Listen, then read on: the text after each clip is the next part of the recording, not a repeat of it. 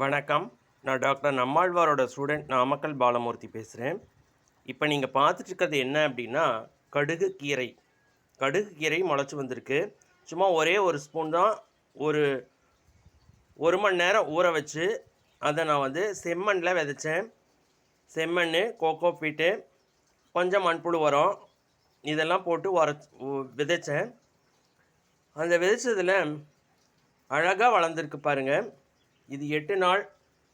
முதல்ல விதைச்சிட்டு நம்ம என்ன பண்ணணும்னா, ஒரு சின்ன பிளாஸ்டிக் தட்டால் இல்லைன்னா பிளாஸ்டிக் பேப்பர்னால், கருப்பு கலர் பேப்பர்னால் கவர் பண்ணிடணும். அதாவது சூரிய ஒளி உள்ளே போக முடியாதபடி ஒரு 3 நாள் அந்த மாதிரி கவர் பண்ணிவிட்டு, அதுக்கப்புறம் நம்ம திறந்துட்டோம் அப்படின்னாக்கா அழகாக குப்புன்னு முளைச்சிரும். முளைச்ச ஏற்பாடு அந்த க்ரீன்ஸ் எவ்வளோ அழகாக இருக்குது பாருங்கள். இதைத்தான் மைக்ரோ க்ரீன்ஸுன்னு சொல்கிறாங்க.